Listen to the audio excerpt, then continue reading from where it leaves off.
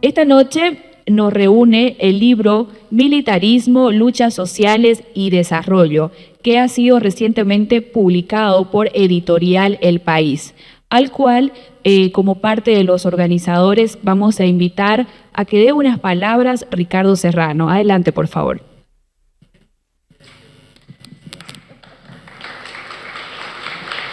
Buenas noches.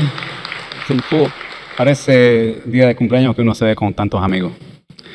El objetivo de esta actividad, de este ciclo de conversaciones con la historia, tiene dos objetivos.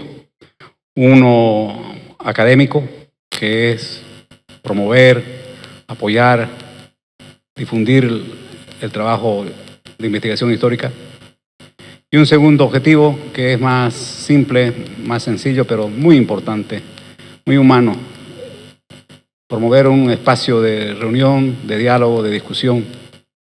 Esos son los objetivos y esperamos que nos ayuden con su presencia en las otras conversaciones y en los otros ciclos que podamos hacer, seguir contando con su apoyo. Esperamos que sea un espacio de tolerancia, de buen sentido, del humor, de puntos de vista heterodoxos.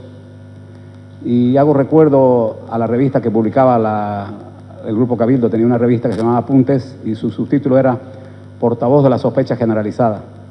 Yo creo que es un buen eslogan para estas reuniones, sospechar de todo, del poder, de nosotros mismos.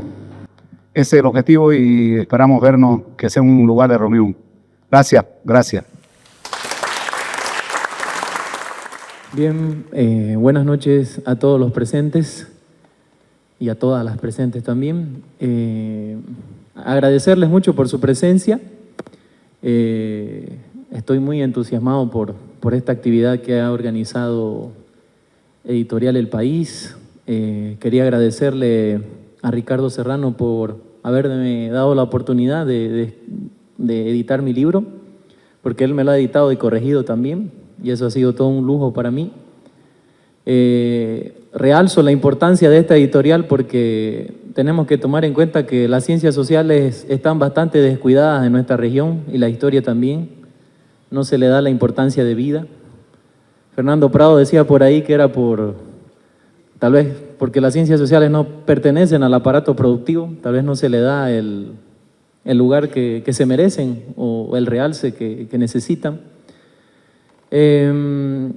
Y bueno, la Editorial del País tiene una producción enorme de libros de ciencias sociales y eso es algo que hay que resaltarlo. Y es muy importante su aporte a nivel regional y nacional en ese sentido. Bueno, también quisiera agradecerles a todas las personas que pude entrevistar para la realización de este libro, que son muchas, que ya ni me acuerdo cuántos son, creo que son como 40 personas, más o menos. Y también a las personas que he consultado. Quisiera recordar a algunas de esas personas porque ha sido tan largo el proceso que algunas de esas personas ya no están. Y me pone un poco triste que no estén, ¿no? Por ejemplo, Susana Seleme, Guillermo Capobianco, Isaac Sandoval, el doctor Cacho Roca, el Huatoco Velarde, exprefecto, Gary Prado, entre otras personas, ¿no?, que he entrevistado en estos años y que de alguna manera están presentes en el libro y que me han ayudado a construirlo. Algunos también están presentes hoy día y les agradezco por haberme abierto las puertas para poder hacer preguntas bastante impertinentes, complicadas tal vez, pero que ayudan a alcanzar la verdad de un escrito histórico. Bueno, eso con respecto a los agradecimientos. Y bueno, y también a mi papá que está esta noche y que me contagió la pasión por la historia, por los libros, ¿no?, que sin eso probablemente no hubiese habido esta vocación. También a los amigos que me acompañan esta noche. Bien, un poco comentarles sobre este libro. Creo que lo he estado escribiendo como unos 9, 10 años más o menos, casi una década escribiéndolo. Son cerca de 800 páginas. El objetivo no era que quede tan largo. Yo quería abocarme al periodo militar de 1964 a 1971 y hacer un segundo tomo, y al final dije no lo voy a hacer nunca el segundo tomo, así que mejor le tiro de corrido hasta la recuperación democrática, ¿no? Entonces así fue que se fue extendiendo en el tiempo. Me llevó mucho tiempo porque es un libro que lo he escrito en mi tiempo libre, sin apoyo de nadie, sin ningún financiamiento, sin asociarme a ningún partido político, municipio, gobierno central, etcétera, etcétera, ¿no? O sea, un libro que he escrito como yo he querido, con las palabras, con las conclusiones, con las críticas y con los análisis que a mí me gustan, y no he tenido que responder ante nadie. Entonces ese era el libro que yo quería hacer. ¿Por qué nació este libro? Porque había un vacío histórico, sobre todo en la producción regional, de literatura, de libros de ciencias sociales, de historia que se abocaran a este periodo, ¿no? Desde la caída del gobierno del MNR hasta 1982. O sea, prácticamente no había mucha producción, muy pocos libros, muy poca producción. Entonces yo dije, voy a construir o elaborar este libro para tratar de llenar este vacío histórico, ¿no? Un poco esa fue la idea. Pero también lo que yo me preguntaba era, ¿por qué de este vacío de saber? ¿Por qué de este vacío de conocimiento en este periodo? O sea, ¿qué se ocultaba, ¿no? en este rango, en esta franja de la historia de Santa Cruz y de Bolivia, ¿no? Entonces, eso fue lo que me motivó y me fue cautivando cada vez que me entrevistaba con la gente o que buscaba información en la hemeroteca, ¿no? Cada vez me conectaba con mayor información totalmente desconocida. A lo largo de ese proceso me fui enterando de cosas que realmente me sorprendieron, me fascinaron y a veces también me horrorizaron, ¿no? Y me di cuenta de que había muchas medias verdades o relatos maniqueos con respecto a lo que había ocurrido en ese periodo. Entonces, generalmente, si hablamos de ese periodo de tiempo, desde los 50, podríamos decir, hasta la recuperación democrática, básicamente lo único que tenemos es la cuestión de la masacre de Terevinto y la lucha por las regalías, y parece que no hay más nada, ¿no?, en todo ese periodo. O sea, no hay otra cosa que haya ocurrido en la historia contemporánea de Santa Cruz. A veces parece eso. Y no le quito importancia a eso otro, ¿no? Sino que siempre redundando en lo mismo, y hay 20 años de historias ahí vacías y protagonistas, y gente que ha muerto, y gente que ha sufrido, y gente que ha impulsado el desarrollo de Santa Cruz que no está reconocida como se debe. Entonces fue esa básicamente la idea con la cual inicié este libro. Es un libro bastante crítico, a veces sarcástico, a veces utiliza el humor negro, bastante polémico. No es un libro para generar amigos ni quedar bien con nadie, ¿no? En realidad el libro no queda bien con nadie. Entonces no espero un reconocimiento de notoriedad en ese sentido, ¿no? De congraciarme con algún sector o con la región, o sea, trato de acercarme lo más posible a la verdad de los hechos históricos que han ocurrido de una manera la más crítica posible. Entonces ese ha sido el talante que tiene el libro. Incluso yo diría que Ricardo me ha moderado un poco en algunos puntos. No, me ha hecho algunos recortes ahí donde yo tal vez me estaba pasando un poco de la raya con la polémica. Entonces para hacerlo un poco más amistoso o legible o menos polémico, se podría decir. Pero bueno, una de las cosas que me gusta del libro es que critica bastante los mitos, ¿no? Los mitos regionales y los mitos nacionales con respecto a Santa Cruz en este periodo. O sea, el libro ataca bastante toda esa mitología, esos maniqueísmos, esas medias verdades y los mitos que se han forjado en ese periodo. Por ejemplo, uno de los mitos es que, o sea, son mitos que se han instaurado, yo creo, en estos últimos 20 años en relación a la disputa que ha tenido la región con el Estado central, ¿no? O sea, en estos 20 años se han establecido muchos mitos y medias verdades con respecto al pasado. Por ejemplo, uno de los mitos es que en Santa Cruz no hubo izquierda, por ejemplo, ¿no? O sea, Santa Cruz no sería una ciudad de izquierda, nunca hubo una izquierda en Santa Cruz. Ese es un mito.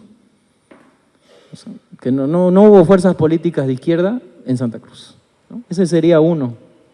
O que Santa Cruz siempre ha sido una ciudad de derecha, que siempre ha sido una ciudad liberal, qué sé yo. Es un mito total, ¿no? Hubo izquierda y hubo mucha izquierda y muy fuerte, con mucha articulación política y social, y tuvo su aporte también en el desarrollo de Santa Cruz, ¿no? Por ejemplo, ese sería un mito que yo trato de ahondar en el libro y demostrar todo ese abanico de historias que se relacionan con esa cuestión en particular. Otro mito, por ejemplo, que el MNR fue un partido odiado en Santa Cruz, que no aportó nada al desarrollo de Santa Cruz. Otro mito, ¿no? Otro mito que también en el libro plasmo, por ejemplo, el hecho de que antes de la recuperación democrática, se viven 3 periodos electorales. Por ejemplo, el MNR arrasaba en el oriente boliviano, ¿no? El MNR con Víctor Paz como candidato ganó Beni, Pando y Santa Cruz todas las veces y arrasó, ¿no? Entonces, ¿cómo es posible que este partido que supuestamente era tan odiado en esa época, o sea, ganaba todas las elecciones? No soy MNRista por si acaso tampoco, ¿no? O sea, aclaro eso. Simplemente trato de aproximarme a ese tipo de verdad histórica. Entonces ese es otro mito que contrarresto en el libro. Otro que para mí es el más polémico y probablemente es el más trabajado del libro es que en 1971, el 19 de agosto de 1971, no ocurrió prácticamente nada. Aquí una pequeña revolución, no pasó nada. No hay ningún libro que recuerde ese hecho, ¿no? Prácticamente, o muy poco. Decir ningún libro es exagerar, ¿no? Pero de manera descarnada, desarrollo lo que pasó justamente acá atrás, ¿no? Acá atrás, ese 20 de agosto de 1971, donde murieron muchas personas, donde se cometieron muchos excesos, y eso está detallado en el libro con mucha precisión, ¿no? Y muestra que no hubo una revolución en realidad como se dice, o un hecho nimio sin importancia, sino una masacre donde murieron muchas personas. Personas a las que no se ha reconocido, personas que han sido totalmente olvidadas por la historia, ¿no? Y uno se va topando con sorpresas como que, por ejemplo, no hay nada en los periódicos de la época de lo que ocurrió en ese entonces, ¿no? Entonces, yo revisando todo lo que había en hemeroteca, están desaparecidos todos los periódicos de esos meses, ¿no? O sea, no hay. Me acuerdo de una señora que atendía, bueno, estos periódicos los quemaron, me dijo, en aquel periodo, ¿no? O sea, no, han desaparecido de la historia. Entonces, lo único que me quedó para recuperar esa historia, esa memoria perdida, fue recurrir a los protagonistas del hecho, a los sobrevivientes de la masacre de la URAM, a la masacre de la Gabriel. Entonces, pude contactar con algunos de los sobrevivientes que estuvieron presentes ahí. No trato de victimizarlos, ni tampoco de convertirlos en héroes, simplemente trato de comentar qué es lo que pasó. Ahora, si quieren detalles de lo que pasó, ahí tienen que leer el libro. Ahí ya está más explicado con lujo de detalles, ¿no? Con lujo de detalles, ahí tiene. Eso está muy bien trabajado. No soy muy buen escritor, tengo unos errores ortográficos, de redacción terrible, pero si hay algo que me gusta es buscar el dato oculto, ¿no? O sea, a mí me encanta buscar el dato oculto y pesquisarlo, ir tras esa huella. Mi formación es como psicoanalista, ¿no? Y como psicoanalista voy tras eso, ¿no? Tras aquello que no se habla, tras aquello que está oculto. Y esa es una tendencia que van a encontrar en el libro, ¿no? Tratar de buscar eso que se encuentra velado, eso que se encuentra reprimido y que por algún motivo no se habla, ¿no? Y trato de analizar también el por qué no se lo habla, ¿no? O sea, por qué no se ha hablado eso. Entonces, esa es la vocación que tiene el libro. Y ya la última parte del libro, podríamos decir que hay dos periodos bisagras en el libro, ¿no? La primera parte que va desde la contextualización de la revolución hasta el golpe de 1971 y de 1971 a 1982 con la recuperación de la democracia, ¿no? Entonces, esos son los dos periodos, para mí, bisagra que tiene el libro, y todo lo van a encontrar concatenado. O sea, no es un libro centrado en Santa Cruz, es también una historia nacional, o sea, historia nacional, historia local, o sea, todos los capítulos están organizados de esa manera. Por eso, tal vez en algún punto, el libro puede caer un poco redundante con algunos temas o repetitivos, pero es porque toca un tema nacional y luego se contextualiza a nivel nacional e internacional, yo diría, y después a nivel regional. A veces me encuentro con que lo que se produce aquí tal vez peca de ser un poco ombliguista, ¿no? O sea, que se centra solo en Santa Cruz y se olvida del contexto nacional o internacional. Entonces, en el libro trato todo el tiempo de evitar esa situación. Así que bueno, esa es más o menos la estructura que tiene el libro. Ya veremos con las personas que me acompañan y que no les agradecía al comienzo, ¿no? William y Nelson.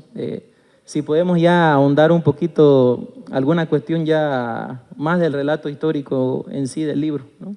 Y también con el público presente. Sé que hay gente del público que me hubiese gustado entrevistar también, que no me alcanzó el tiempo, pero bueno, las oportunidades están abiertas para tal vez otras ediciones y también me encantaría escuchar sus testimonios o contactar con ustedes en algún momento. Eso sería, muchas gracias.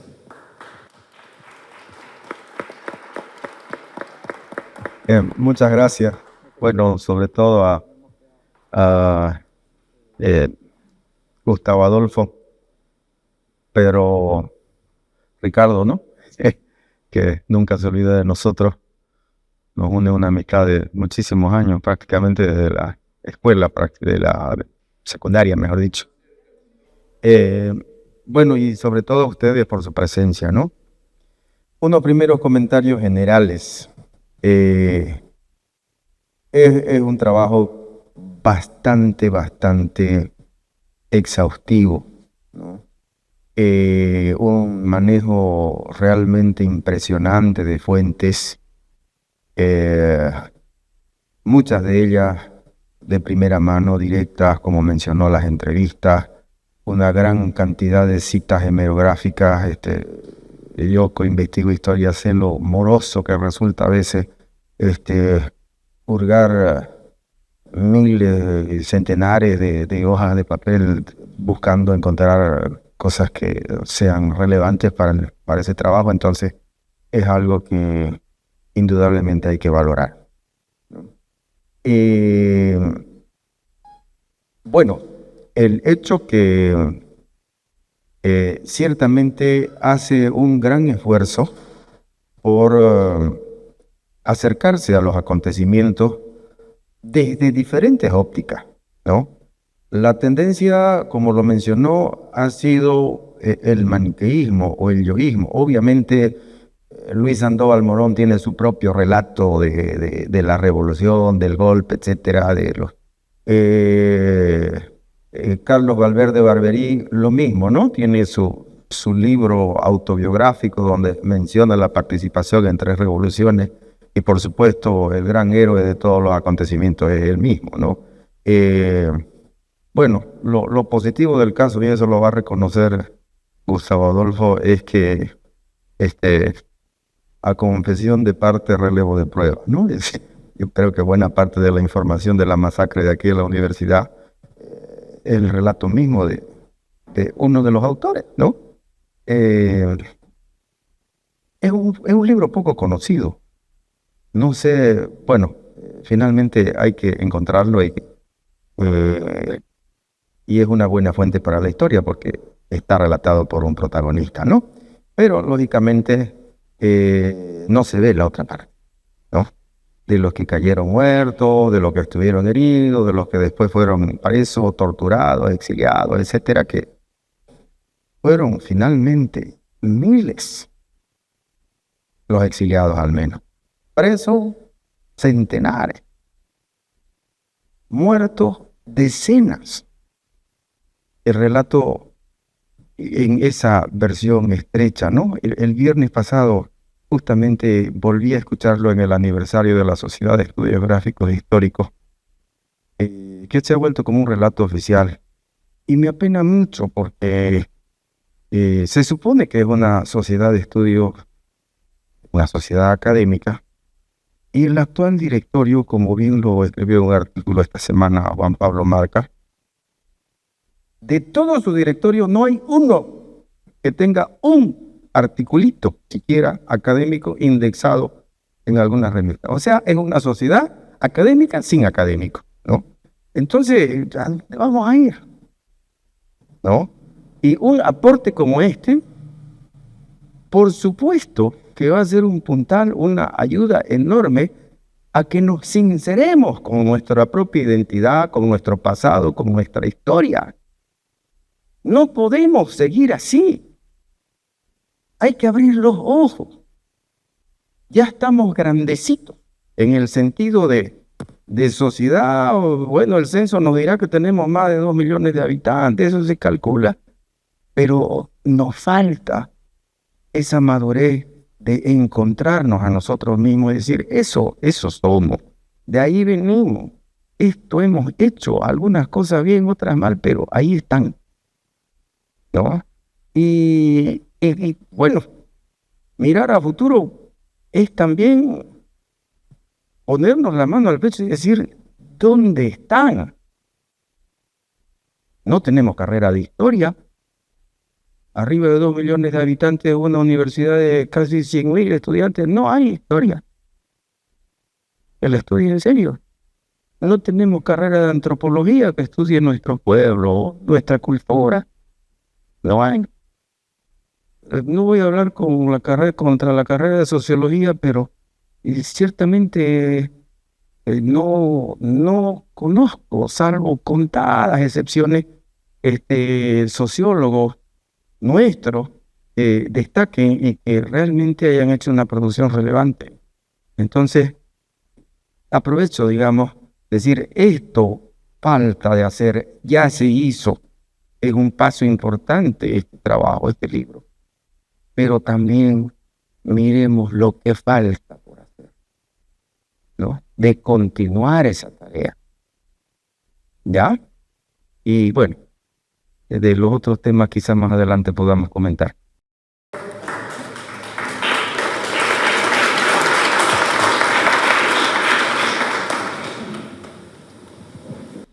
Yo no hablo de corrido ni como Gustavo ni como el señor Urdán, así que me voy a permitir leer un texto que tiene que ver obviamente sobre el libro de Gustavo. Buenas noches a toda la concurrencia. Mi intervención como acompañante es en representación del Grupo Cabildo en esta primera sesión del primer ciclo de conversaciones con la historia.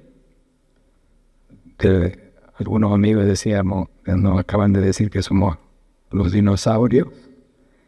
Y será fiel a mi estilo breve, puntual y con la venia de ustedes, leída, porque tengo una escasa habilidad verbal.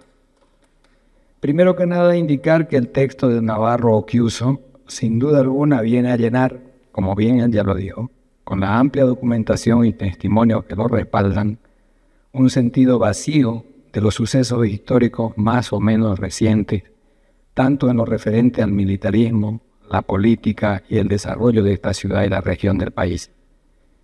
Y lo hace con una mirada crítica y hasta me animaría a decir desmitificadora, tanto sobre entidades como de personalidades de nuestro ámbito, que con seguridad provocarán en el más profundo sentido de la palabra, no sé si polémica o discusiones, y en ello pienso que radica la apuesta de esta publicación. Justo en fecha como hoy, hace 44 años, padecimos un cruento golpe militar del narcomilitarismo, al decir del propio Navarro. Análisis con el que cierra Militarismo, Luchas Sociales y Desarrollo, Santa Cruz, y su relación con los gobiernos militares 1964 y 1982. De otro lado, indicar también, y en esto también capaz que le va a caer a Ricardo, que se extraña una bibliografía general o de conjunto en el libro, si bien las fuentes están debidamente indicadas a pie de página y al final del mismo se citan las personas entrevistadas como la hemerografía consultada. He encontrado varios fallos en algunos nombres, por ejemplo, Zabaleta con V y con B, o las siglas de algún partido o entidad. Imagino que los apuros por entregar el texto en la época de la feria del libro jugaron en contra, lo que de alguna manera demerita la obra, no en el fondo, pero sí en la forma. Con eso iniciaría y tengo un par de preguntas, no sé si será pertinente hacerla ahorita mismo. Ya. La primera pregunta, y también un poquito esta le va a tocar a Ricardo, con ese su giro a la derecha. Pero falta hacer porque no está bien, comadre. Gracias, comadre. Aquí el compadrerío va a funcionar. La primera pregunta era, en más de un par de páginas, Gustavo Navarro se pregunta y afirma en relación con los cambios de comportamiento referidos al golpe de Barrientos a Víctor Paz Estenssoro.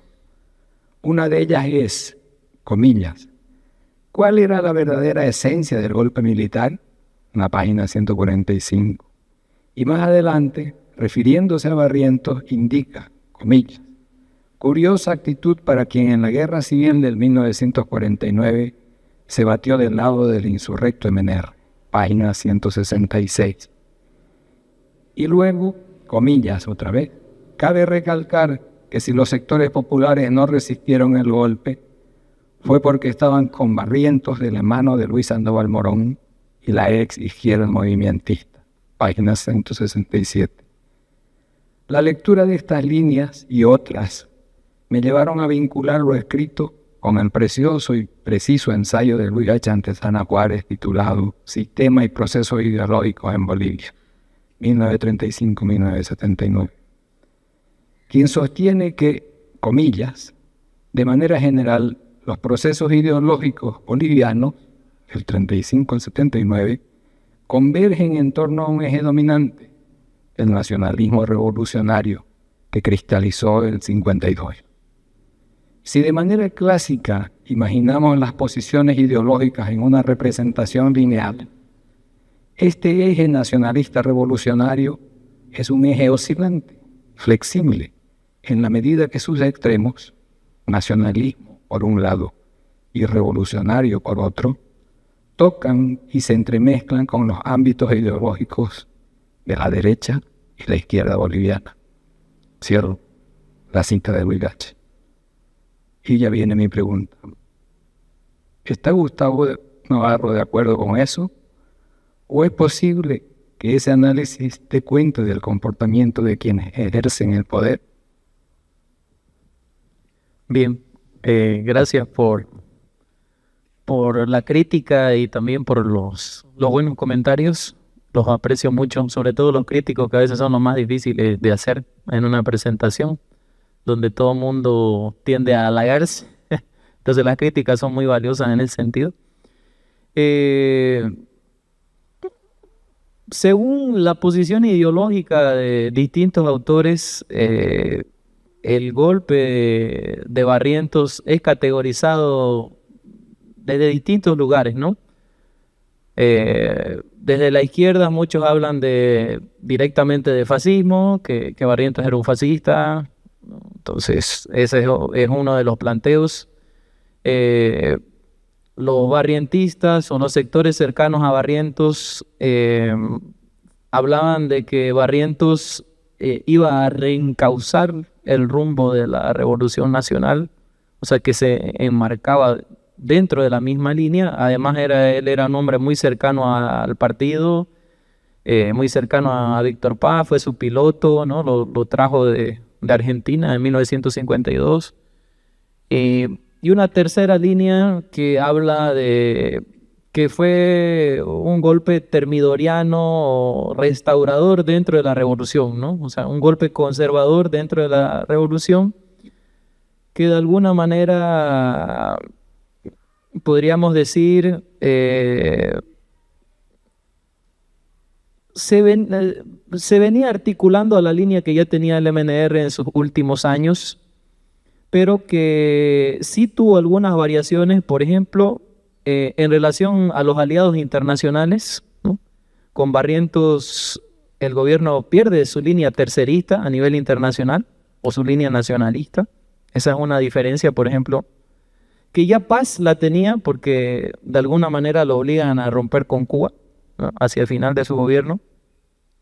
Y algo que también podríamos decir rompe con la línea clásica del MNR fueron las distintas masacres que Barrientos propició a los sectores mineros y populares, ¿no? Cosa que el MNR no realizó durante su gestión. Entonces, podríamos decir que a nivel de la retórica, a nivel del discurso, Barrientos sigue enmarcado en el nacionalismo revolucionario, en la epísteme nacionalista, como lo llama Cachina Antesana en algún momento, pero le da un giro, profundiza ese giro conservador,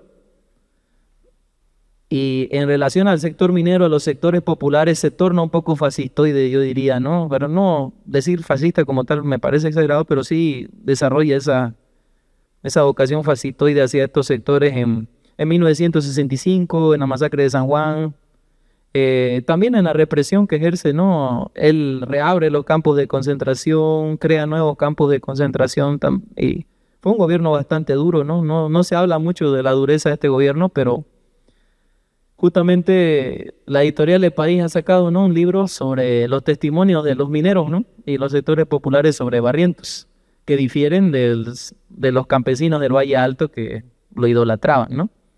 Y que él les arrebató a Víctor Paz, ¿no? O sea, Barrientos le arrebató todo el liderazgo que Víctor Paz tenía con el campesinado, especialmente en el Valle Cochabambino.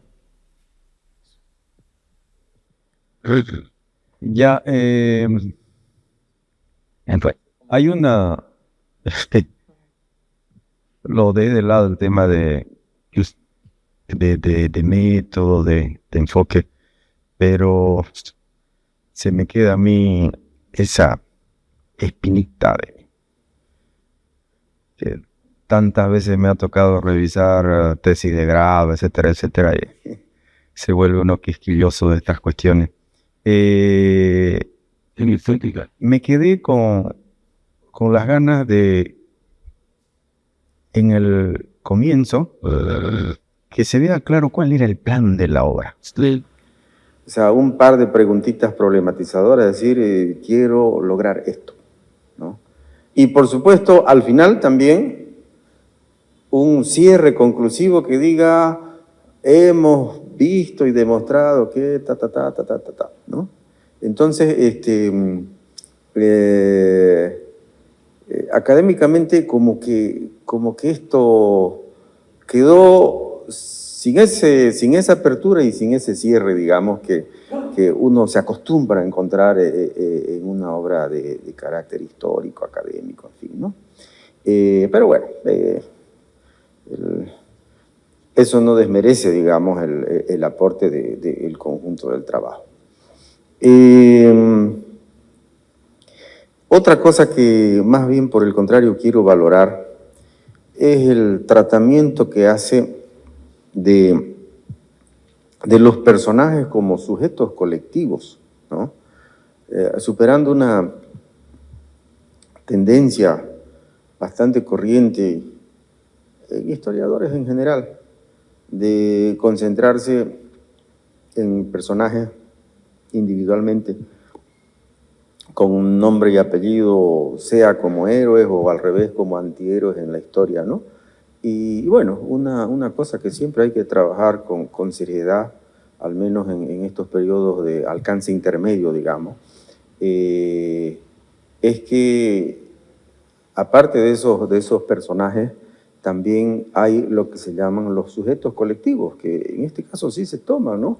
Estudiar el movimiento universitario en Santa Cruz, por ejemplo, que sí lo hace, lo trabaja. Se mencionan nombres, algunos por aquí nos hemos encontrado, ya no lo veo. Sí, estaba Gustavo Pedraza, no lo veo ahora. Aníbal Jerez no lo veo tampoco. Estaba por ahí, ¿no?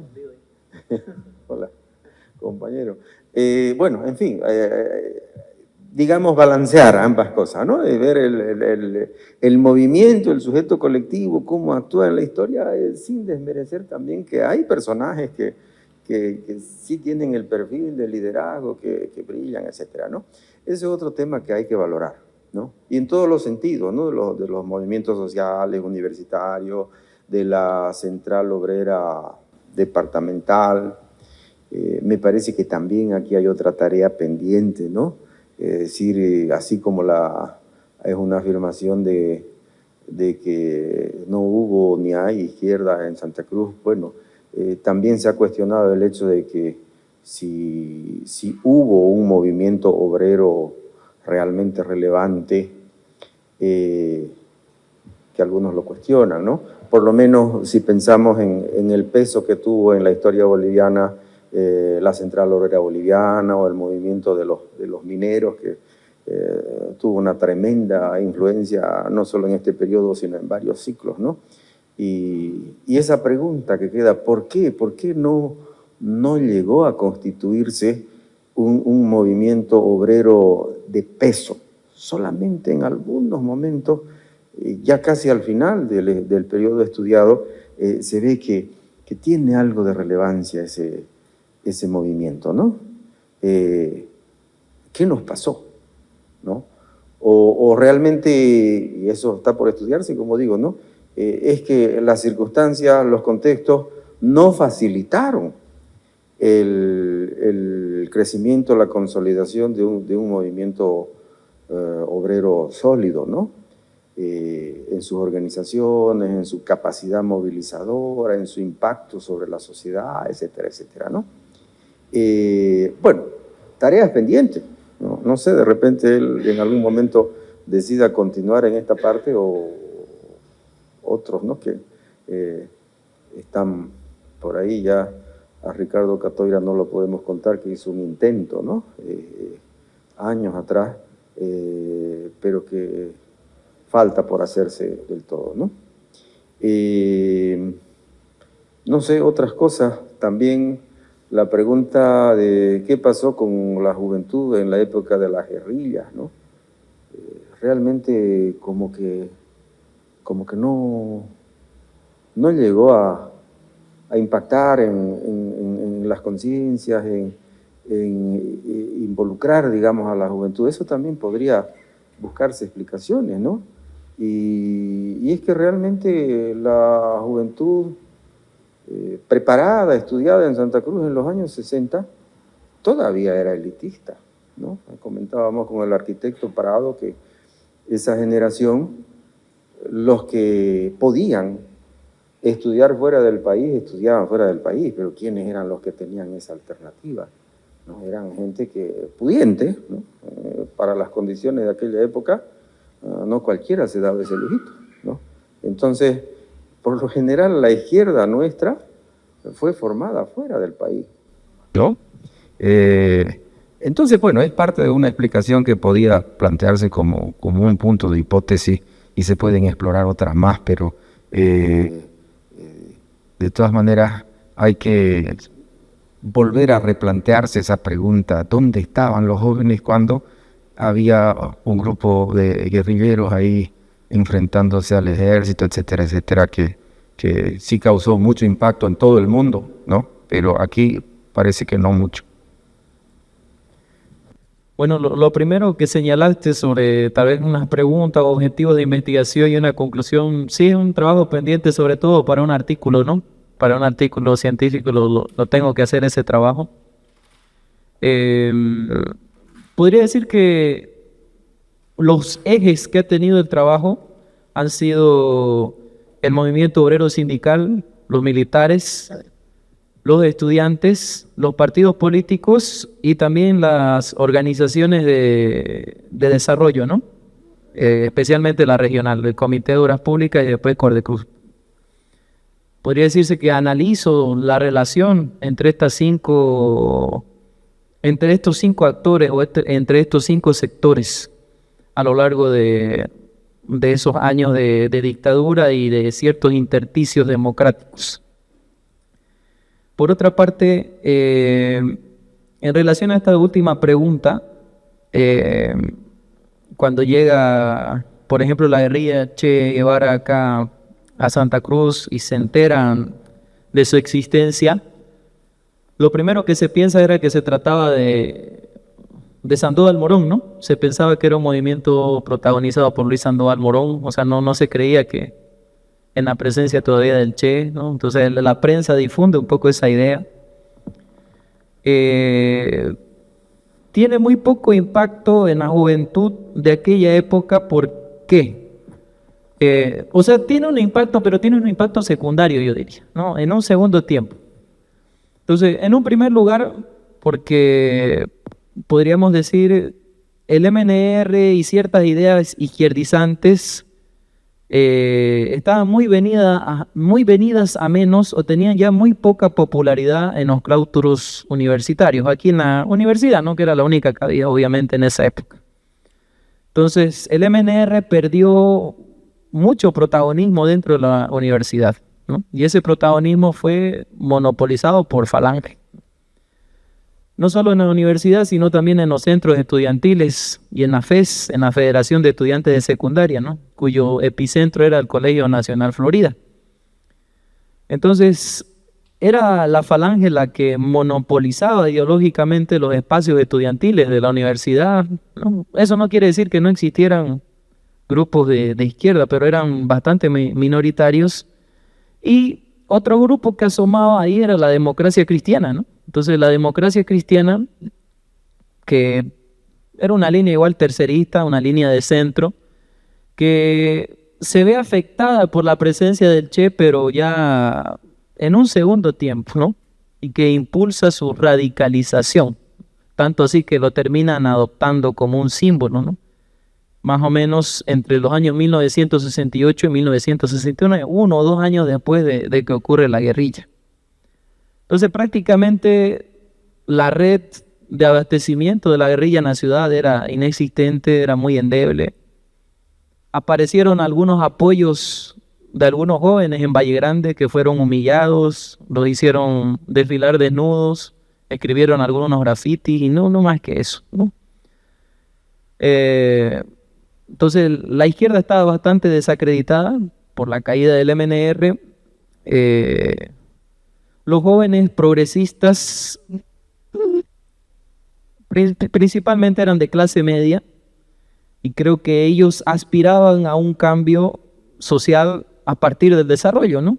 O sea, si uno lee un poema de Sergio Antelo, que lo cito ahí, ¿no? Entonces él con 20 y pico de años soñaba con transformar la ciudad de Santa Cruz, ¿no? O sea, estando allá en Brasil, que a lo mejor se pudo haber quedado haciendo plata allá, ¿no? Pero decidió venirse acá, ¿no? Entonces el tipo soñaba con desarrollar la ciudad, ¿no? Entonces, y bueno, es una clase media influenciada por el MNR.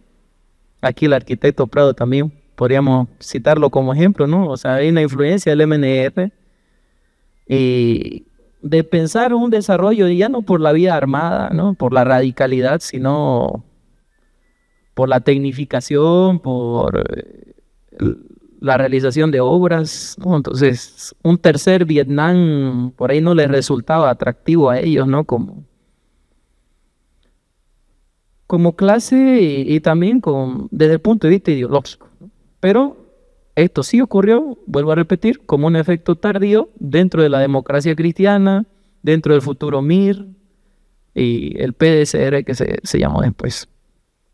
Y con respecto al movimiento obrero, creo que de alguna manera bastante ha incidido en su debilidad el hecho de tener una industria muy pobre, ¿no? O sea, industrialmente, o sea, no había gran cosa, ¿no? No había esa radicalidad minera, ¿no? Que los mineros eran ese proletario con conciencia de clase, dispuesto a sacrificarse, ¿no? Por ciertos objetivos políticos, ¿no? Entonces, la industria aquí era muy incipiente, ¿no? Teníamos algunos ingenios azucareros, los trabajadores ferroviarios, constructores, y era un movimiento que por la fuerza era muy fácil de reprimir. La ciudad era muy pequeña, todo se conocía, entonces la organización se hacía muy complicada bajo esas circunstancias. Creo que eso jugó bastante en contra. Y después ya con el correr de los años, tal vez ya la COT desarrolló una perspectiva más clientelar, se politizó, se partidizó, ¿no? Siempre ha estado politizado, pero se partidizó y se volvió una entidad clientelar como la COP también actualmente, ¿no? Entonces, podríamos decir que es un mal nacional ese.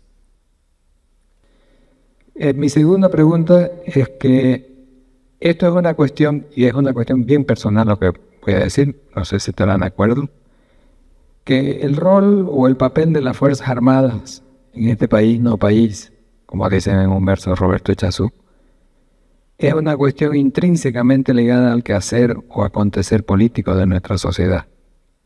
No creo que sea en vano esa forma de autodenominarse como institución tutelar de la patria. ¿Estarías de acuerdo con esto, Gustavo? Vale. Sí, totalmente. O sea, las Fuerzas Armadas son un producto social de este país, no país. Entonces, tienen sus mismos síntomas y con las manos en el poder,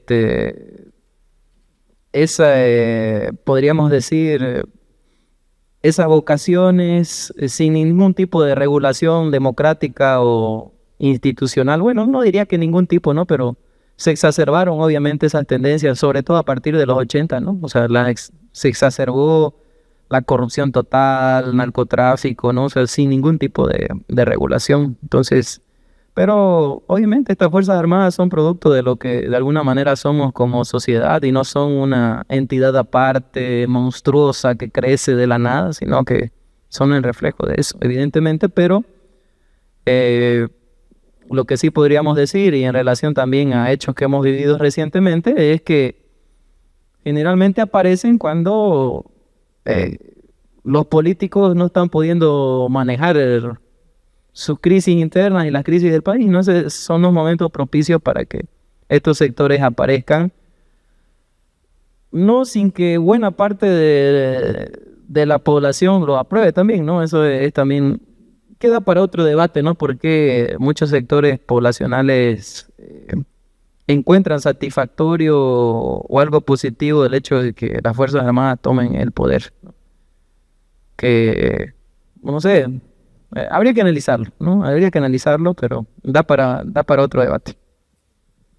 Hay una obra de Samuel Gallardo, de Torres Avancer, que creo fue ministro, Gallardo fue ministro de Torres, ministro de gobierno, si no recuerdo mal. Sensiblemente esta obra no la he vuelto a ver reimpresa o editada, pero creo que hay algunos datos muy interesantes ahí que tocan particularmente la actuación de Santa Cruz, ¿no? Y, por ejemplo, la detención de Banzer y luego el tema de Andrés Selichov en la universidad de acá. No sé, mil disculpas, no he leído tu libro, pero me pregunto si tomaste como alguna referencia ese libro. Y una segunda pregunta, bueno, no, es una información que probablemente pueda ser interesante. Es muy llamativo, por ejemplo, que el 4 de noviembre y el 21 de agosto, en ambos días, en realidad el golpe tuvo que ser adelantado, debido a que hubo no incidencias, pero sí hubieron comentarios de más en reuniones sociales en las que se adelantó la posibilidad de un golpe de Estado en un caso el 4 de noviembre contra Víctor Paz Estenssoro y el 21 de agosto contra Torres, ¿no? Entonces se vieron en la obligación de tener que adelantar ambos golpes por estos comentarios en eventos sociales que se llevaron a cabo. Y digamos, todo el movimiento táctico, estratégico que se había planeado tuvo que ser modificado rápidamente, ¿no? No sé si se entra en ese nivel de detalle en el libro para analizar ese tipo de movimientos tácticos estratégicos que se tuvieron que realizar durante esas planificaciones, ¿no? Nada más, gracias. Bueno, gracias por la pregunta, Joaquín. Sí, tomo del libro varias partes, el libro de Gallardo. Han salido algunas reediciones, no sé si medias piratas, pero he visto algunas nuevas que han aparecido por ahí. Algunas personas dicen que en el libro por ahí él se otorga un protagonismo exagerado, ¿no? Dentro de las críticas que le hacen al libro.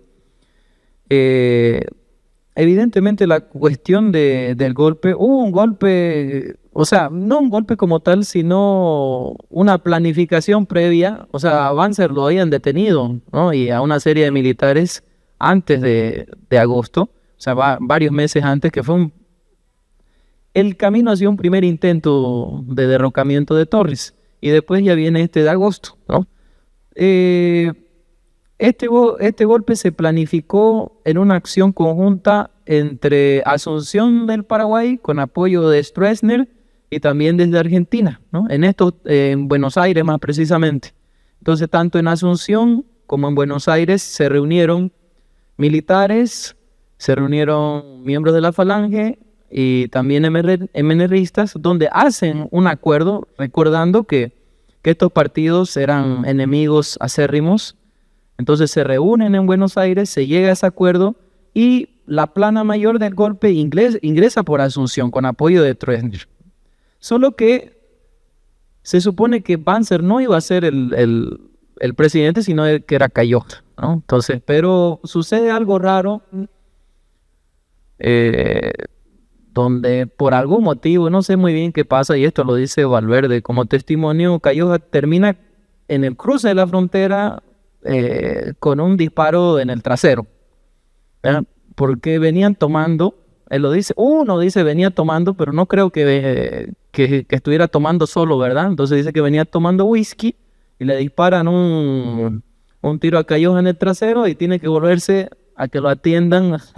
Es la parte cómica, digamos, ¿no? del asunto, ¿no? Y llegan acá algunas haciendas, ¿no? de personajes, digamos, bien acomodados, y ahí empieza la planificación y empiezan los diálogos con los distintos regimientos para comprometer a los líderes militares con la acción del golpe.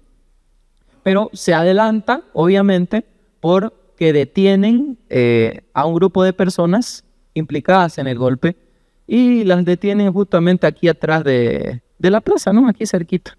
Entonces sí se adelanta, evidentemente se adelantó. Y también contó con el apoyo de cierto dinero del Departamento de Estado, ¿no? Hubo un apoyo ya me olvidé de la cifra, la verdad. Hay cosas del libro que tardó tanto en escribirse que a veces no me acuerdo de ciertos datos, pero entre $600,000 o $800,000 aportó Estados Unidos, según documentos declasificados, ¿no? Entonces hubo un aporte a través del embajador estadounidense para el golpe también, para comprar a algunas personas, difundir, podríamos decir, también la idea, etcétera, etcétera. Y no lo digo desde un sentido paranoico, ¿no? O sea, con archivos que demuestran que hubo ese apoyo económico. No sé en qué se lo habrán gastado, pero bueno. Entonces, esos ya son detalles que no puedo precisar. Ahora, lo de si se adelantó el golpe de Barrientos, eso esa información no la he podido identificar. Si hubo un adelantamiento o si fue planificado así con cierta precisión. Eso la verdad que no estoy muy enterado, pero lo otro sí se adelantó y bueno, se improvisó un poco, se aceleró sobre la marcha, porque una veintena de personas fueron detenidas aquí en Santa Cruz y muchas de ellas se las pensaba llevar a La Paz. Dentro de esos estaba Banzer, obviamente. Buenas noches, mi nombre es Gerson Rivero, soy periodista. Bueno, felicidades primero, Gustavo. Estaba revisando, fue el 2015 que nosotros empezamos a conversar y me contaste de este proyecto y te presentaste además como el hijo de un colla atrevido que cuestionaba la élite cruceña, el nieto, perdón. Estamos hablando de Tristán Maroff, ¿no? Por si alguno no tenía ese dato. Y entiendo que el espíritu del libro tiene que ver con ese espíritu de Tristán Maroff, ¿no? De cuestionar un poco la élite, la historia oficial. Y me alegra mucho y felicito al país, a Ricardo acá, porque por este aporte, porque realmente nos falta mucho entre cruceños, como dijo Nelson, aclararnos nosotros mismos, ¿no? Y me alegra mucho porque entiendo que probablemente años atrás hubiera sido muy difícil presentar este libro, ¿no? Pero bueno, en fin, la pregunta es, ¿cuánto ha influido el aporte de tu abuelo, principalmente acá en Santa Cruz, aunque bueno, él es un personaje relevante en la historia nacional, ¿no? Bueno, gracias, Gerson. Sí, me acuerdo que conversamos aquella vez, me diste algunos nombres para entrevistar, algunos datos. Sí, se podría decir que me aburre mucho la historia idealizada, la historia que repite siempre lo mismo y que endiosa a los personajes. Entonces, sí hay esa influencia de él, ¿no? En no pensar la historia si no es de manera crítica, sin idolatrar a nadie, sin casarse con ningún personaje. Y creo que esa es la historia más rica, más picante y que atrae, pues, ¿no? O sea, entonces no concibo la historia de otra manera, ¿no? Para mí lo otro no es historia, es costumbrismo, idealización, es otra cosa, ¿no? El historiador creo que es importante que tenga esa vocación. Pero también a veces el historiador, como sucede con otras profesiones o con el periodismo, sirve a ciertos sectores, a ciertos grupos de poder, etcétera, etcétera. No es parte de eso. Entonces, yo no los considero historiadores. Yo no me considero historiador, por si acaso estoy incursionando en esto y no sé si me iré a transformar en historiador, pero, o sea, quisiera seguir escribiendo cosas, ¿no? O sea, obviamente me agrada escribir y con esa tendencia, una de mis posibles publicaciones futuras es quiero hacer una historia de la Guerra Civil de 1949, ¿no? Y lo que pasó aquí en Santa Cruz. Y entonces quisiera ahondar sobre eso. Así que, pero necesito descansar. Bueno, buenas noches a todos. Soy Gilberto Rueda Esquivel, investigador, amigo de Gustavo. Me precio de ser amigo de Gustavo, de Nelson, de William, de muchos de los presentes. Yo quisiera interpelar a Gustavo y al grupo Cabildo, aprovecho, para que esto no quede en una conversación y que se pierda en el éter, ¿no? Como bien dijo Gustavo, como bien dijo Nelson, no tenemos una carrera de historia, no solemos profundizar en nuestra historia reciente, especialmente contemporánea, y por qué no aprovechar y copiar de repente los talleres de historia oral andina que hace la carrera de historia en La Paz, algo parecido por lo menos, formar un archivo digital de audio. Hoy que tenemos tantas facilidades con la tecnología, todos podemos tener, qué sé yo, memoria en el teléfono para resguardar algo y aprovechar para guardar los aportes, los testimonios. Y aquí entra mi pregunta, Gustavo. Sé que has hecho muchísimo trabajo de investigación en periódicos, acá en el Museo de Historia, en otros repositorios, pero también has hecho entrevistas, muchas entrevistas, como bien lo dijiste. Aparte de que me gustaría acceder al material, a la entrevista como tal, ¿cómo fue para vos entrevistar a estas decenas y decenas de personas? ¿Qué significó para vos el entrevistar, el escuchar, por ejemplo, a a Rolando Roca, que yo estoy escribiendo sobre Rolando Roca y no llegué a entrevistarlo, por ejemplo. Qué sé yo, narrar cómo gana las elecciones en el 70 y 2 semanas después su vicerrector le da el golpe, ¿no? Vincenti lo tumba y docentes y estudiantes se enfrentan a tiros aquí en las calles, en la universidad, y la universidad está partida en 2. Como Walter Suárez Landívar, por ejemplo, le gana las elecciones del rectorado a Remberto Prado Montaño, que era un capo maestro, estando preso en Curaguara de Caranga. Testimonios valiosos que lamentablemente se están perdiendo porque estas personas pues, ya se están yendo. ¿Cómo fue para vos recopilar esas decenas y decenas de aportes, de testimonios? Eso y la interpelación al Grupo Cabildo. Bien, gracias Beto por la pregunta. Bueno, Beto está camino a convertirse en un gran historiador, ¿no? O sea, van a escuchar mucho hablar sobre él en los próximos años. Tiene mucho material ahí guardado. Es un vallegrandinólogo, yo le digo, ¿no? Se conoce mucho de Valle Grande y de Santa Cruz también, y Bolivia, obviamente. Bueno, entrevistar a las personas. Bueno, he entrevistado a gente de la Falange, a gente de la democracia cristiana, mirista, líderes sindicales, gente de todas las tendencias políticas, ¿no? Entrevistar a alguien y escuchar su testimonio vivo de esos hechos te genera una emoción, ¿no? Que te transporta a la época, ¿no? Que tal vez en la lectura hemerográfica no lo tiene, ¿no? O sea, sí, cuando uno encuentra un dato es como que se alegra, ¿no? Se entusiasma y uno quiere explorar o profundizar sobre el dato, pero cuando estás con la persona la escuchas, te transporta a la época, te contagia un poco, te involucra más con el ser humano, ¿no? No es lo mismo leer sobre una persona que escuchar su testimonio, ¿no? O sea, es otra perspectiva.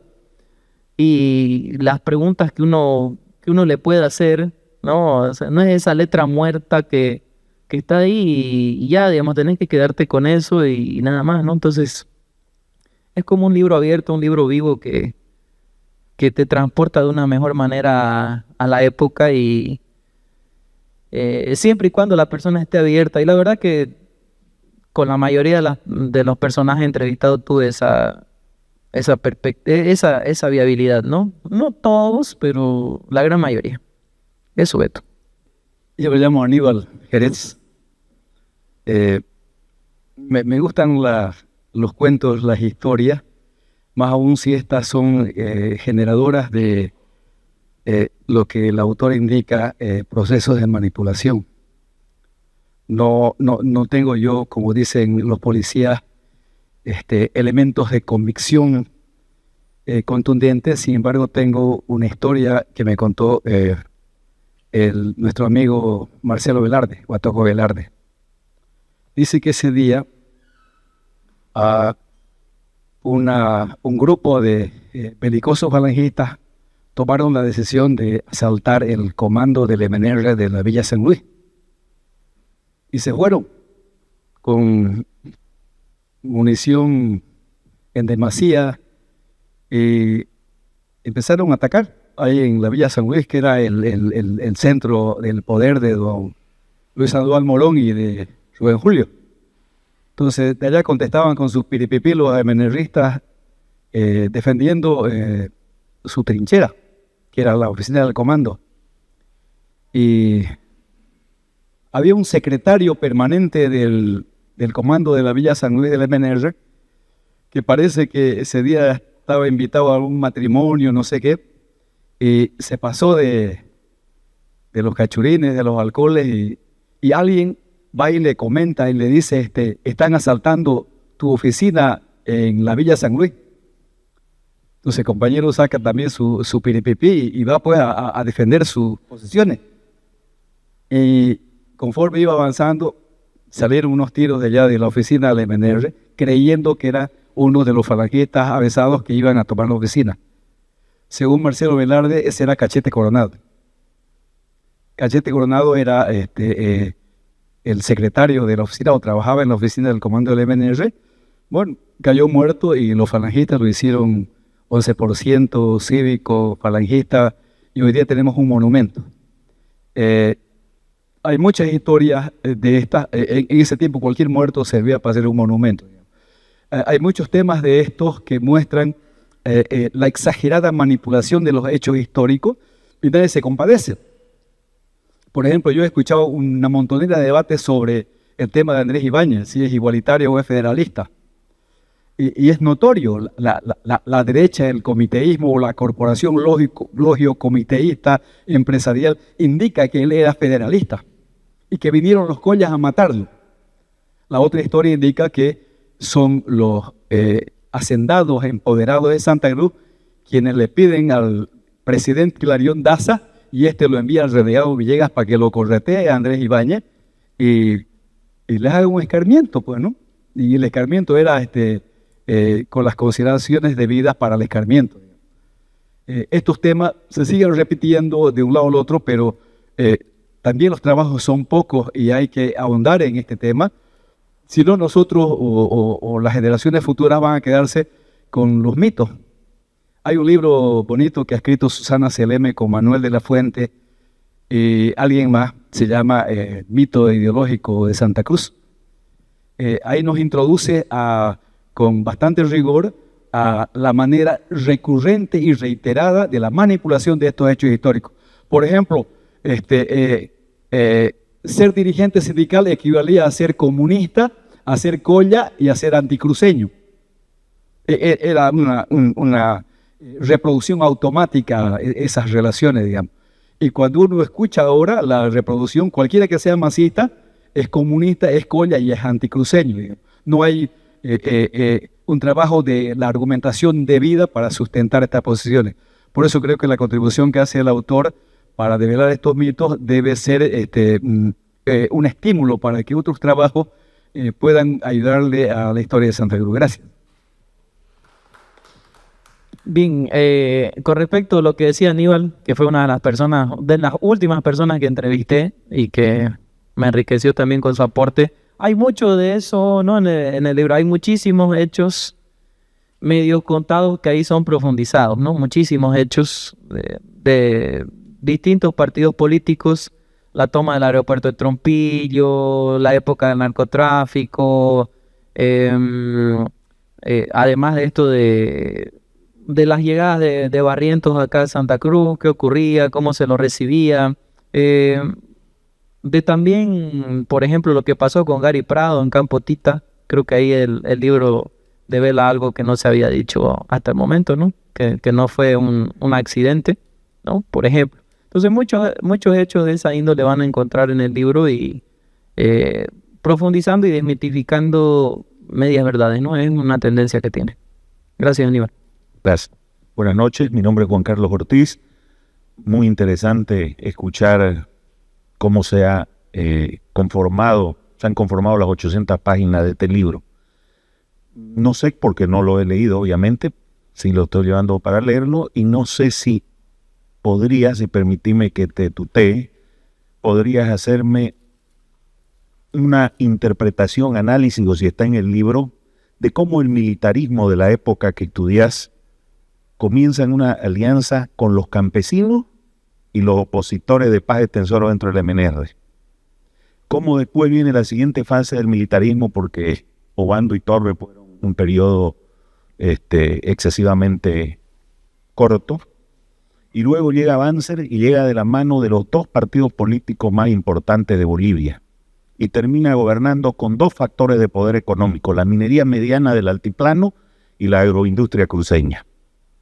Y llegamos al militarismo fase 3 y final, afortunadamente, y ojalá no vuelva, donde la alianza es con el narcotráfico y el líder de los transportistas que le pide la talla de sus pantalones al militar de turno. Entonces, yo quisiera saber si en tu libro está o si has pensado en cómo el militarismo en Bolivia ha abarcado a toda la sociedad civil prácticamente. Con lo único que no se aliaron fueron con los obreros, porque como bien ha citado, Barrientos baleó a los mineros, Sabemos que Banzer puso los interventores laborales, lo mismo que el último militar.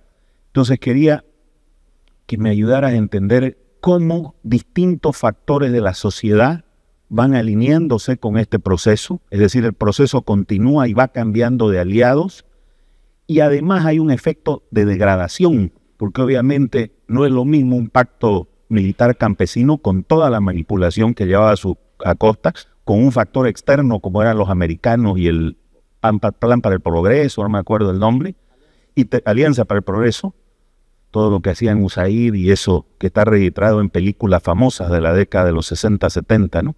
Y llegamos a este último militar que está aliado con lo peor de la sociedad boliviana. Bueno, muy interesante la pregunta. Bueno, la primera alianza que los militares tienen con el sector campesino, bueno, antes que eso, todo comienza con la crisis interna del MNR, ¿no? Esa es la base de toda la que no solo es la crisis del MNR, sino de todo un proceso histórico, ¿no? Que también se está viviendo ahora, ¿no? O sea, más allá del MAS, se está viviendo la crisis de un proceso histórico que está llegando a su parte final y vamos a ver qué se produce, ¿no? En esta etapa de cambio. Entonces comienza con eso. Una vez se hace al campesino propietario o pequeño propietario de parcelas de tierra, obviamente el campesino tiende a volverse conservador, ¿no? Entonces, porque anteriormente no se lo había reconocido como sujeto de derecho o como propietario, entonces esto es monopolizado principalmente por Barrientos y su carisma, ¿no? Él pacifica la guerra entre Clisa y Ucureña, ¿no? Hace que ambos sectores entierren armas y en un lugar conjunto, y además de su carisma, el hecho de que era padrino de múltiples matrimonios, niños, bailaba con ellos, tomaba chicha, entonces el tipo se ganó al sector campesino y se lo arrebató a Paz Extensoro, ¿no? Y también después esto se ve reforzado por el apoyo de USAID justamente. Entonces eso sería una primera cosa. Los militares, una vez intenta reelegirse Víctor Paz para la última elección de 1964, le prometen a todos los partidos políticos que ellos iban a derrocar a Paz y iban a abrir un proceso eleccionario luego de unos meses. Esa es la promesa que le hacen a los militares. Entonces, los políticos estaban muy enojados con Víctor Paz, y se podría decir que hay cierta ingenuidad en ellos en suponer que los otros iban a agarrar el poder y se lo iban a entregar así tan fácilmente, pero esa era la idea, de que luego de derrocado Víctor Paz, entonces iban a lanzar un proceso eleccionario que se hizo, ¿no? Pero se hizo 2 años después, no sin ciertas masacres, y proscribiendo al MNR como partido, ¿no? O sea, y Barrientos crea su propio partido, que es el MPC, ¿no? Y sucede eso. Luego de todo el desarrollo agroindustrial que se hace con la revolución en Santa Cruz, más el dinero de las regalías de Santa Cruz, se convierte en un departamento de peso en el ámbito nacional. Y Barrientos pacta con la nueva clase dirigencial cruceña, fortalecida luego de la lucha por las regalías. Y una de las cosas que hace Barrientos, no era que Víctor Paz no haya pactado, ¿no? Pero Barrientos pacta y le da el reconocimiento legal a las cooperativas, que Víctor Paz nunca lo quiso hacer, porque él creía que eso salía del control estatal y no le gustaba para nada, ¿no? Dentro de su línea nacionalista. Entonces Barrientos trata de congraciarse con la nueva dirigencia local. Entonces, a partir de Barrientos, Santa Cruz se convierte en un factor de peso dentro del panorama nacional. Entonces, para gobernar Bolivia ya no bastaba solo gobernar con ciertos sectores, sino que ahora se incluía Santa Cruz. Y eso se multiplica aún más con Banzer, ¿no? Esa tendencia se ve mucho más descarnada con Banzer, donde ya el comité cívico se vuelve totalmente pro-bancerista, ¿no? Y como contraparte, Banzer llega con millones y millones de créditos, de apoyo, de todo tipo de ventajas a estos nuevos sectores. Entonces ellos se vuelven los más recalcitrantes defensores de la gestión de Banzer. Peor aún, en 1971, esta clase dirigencial estaba aún más empoderada que durante el gobierno de Barrientos. Y obviamente las líneas políticas desarrolladas por Torres y Obando resultaban totalmente contrarias a esos intereses. Y ya en el gobierno de García Mesa, ya el militarismo estaba totalmente desgastado, ¿no? O sea, estaba totalmente desgastado y se apoya más en algunos sectores empresariales y de los ampones, narcotraficantes, ¿no? Ese tipo de sectores, porque ya no había más de dónde agarrarse para sostenerse en el poder, además del apoyo que le brindó la dictadura argentina, ¿no? O sea, la dictadura argentina fue muy importante para sostener a García Mesa. Entonces, García Mesa se agarra de lo que puede, generalmente, de una mafia, ¿no?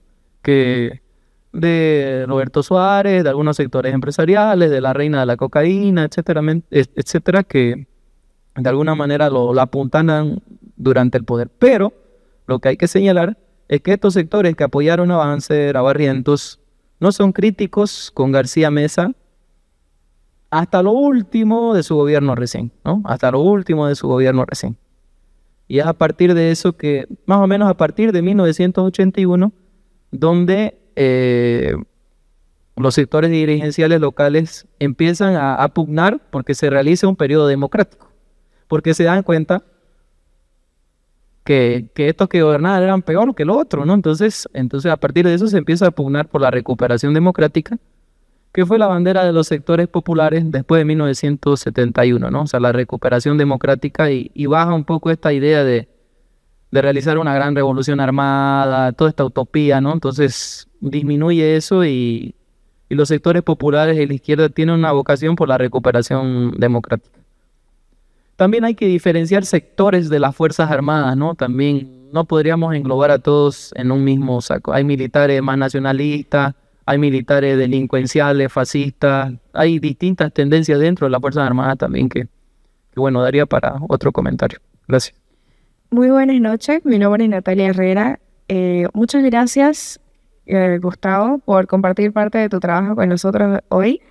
Mi pregunta va hacia lo que dijiste al inicio de la conferencia, que fue que la razón por la que iniciaste escribiendo este libro fue a falta de la redacción de sucesos históricos de la época. Luego de la investigación y posterior redacción de este libro, ¿tienes alguna teoría acerca de por qué hay esta falta de relatos de estos sucesos históricos? Bien, es una muy linda pregunta. Concretamente hay algunos libros, uno de Sandoval Morón, bastante pobre, otro que se llama Nido de Marihuises, que es el testimonio de Lucho Mazzone, que es uno de los sobrevivientes de la masacre de la Gabriel. Hay un libro de Fernando y de Dunia, que Sandoval, que trata un poquito este periodo, y algunas memorias bastante escuetas que salieron últimamente, muy pobres también, muy idealizadas. No voy a decir ya los nombres porque sus autores todavía están vivos, pero que no me gustaron mucho y aportaron muy poco. Si no hay una profundización de este periodo, es por dos motivos, ¿no? Uno, porque sus protagonistas escribieron muy poco, ¿ya? Los protagonistas escribieron muy pocos testimonios y los pocos testimonios que hay son muy pobres. Es un quedar bien con todo el mundo, es una falta de autocrítica, ¿no? Un testimonio muy pobre, yo diría, lo poco que hay, y porque no se ha escrito por pereza, porque no sé por qué motivo. Y lo otro es porque muchas de las cosas que pasaron en este periodo no concuerdan con el relato regional, ¿no? Que solamente idealiza la región y sataniza al Estado y todo lo que ocurrió aquí ha sido maravilloso y el mal viene siempre de esta entidad maligna centralista, digamos, ¿no? Entonces, eso no concuerda con ese relato, ¿no? Entonces, a nivel estatal se han hecho cosas buenas en ese periodo, con la región se han hecho cosas terribles y a nivel regional también. A nivel regional también se han cometido muchas barbaridades y muchos excesos.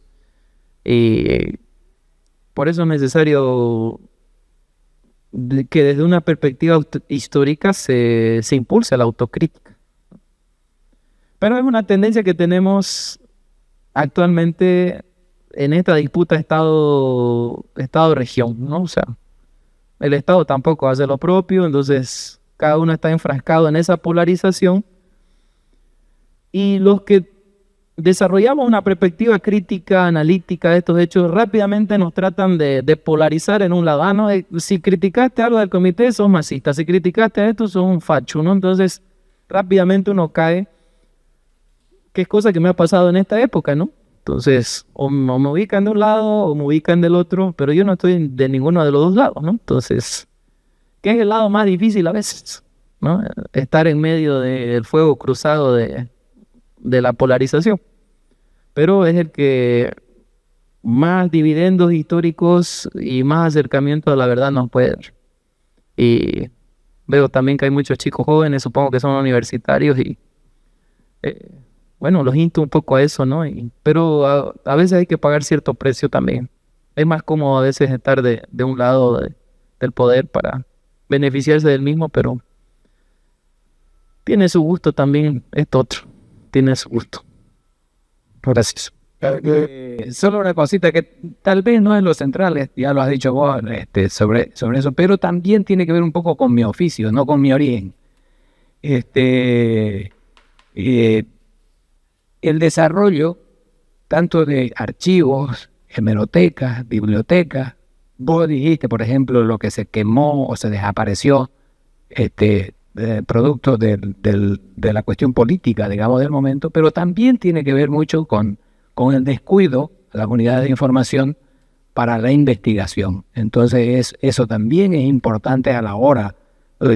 Vos lo has vivido, Nelson sabe también el tema de lo costoso que es investigar, no se deben haber otras personas más acá, y hacer accesible la información para quienes están justamente pensando ese tema. Era eso nada más. ¿Está bien? Una cosita ahí para cerrar. Por ejemplo, he identificado, por ejemplo, que ha habido 3 masacres de cruceños, aparte de la de Televinto, ¿no? Una en el Congreso Eucarístico, ¿ya? De 1960, ayúdeme, Ricardo, ¿cuándo era? 61, ¿no? Fueron masacrados unos moronistas, ¿no? En la plaza. Hay otra masacre que se produce en Camiri, donde mueren casi 10 personas en 1963. Y después está la masacre de la Gabriel, por ejemplo, y son masacres totalmente olvidadas, sobre las cuales no hay un discurso como el que hay de Televinto, por ejemplo. Entonces, es importante reivindicar a estas personas, y si no se lo ha hecho, es porque no conviene, ¿no? O sea, porque conviene hacer énfasis solo en esto, porque no conviene señalar que, por ejemplo, cruceños mataron a otro cruceño en 1971, por ejemplo. Nos cuesta, generalmente somos bastante pacíficos, ¿no? Pero tal vez nos cuesta reconocernos en esa otra perspectiva violenta. O la consideramos ajena a nosotros, o solo propia del Estado, ¿no? Entonces, bueno, eso quería remarcar. Muchas gracias, Gustavo, William, Nelson. Les invitamos para participar de los próximos miércoles. Sin ustedes no va a tener sentido hacer esta actividad. Creemos que se ha logrado el objetivo. La conversación ha sido de alto nivel, con un objetivo heterodoxo, con libre pensamiento, con una cabeza redonda para permitir cambiar de dirección el pensamiento. Muchas gracias a ustedes por su presencia.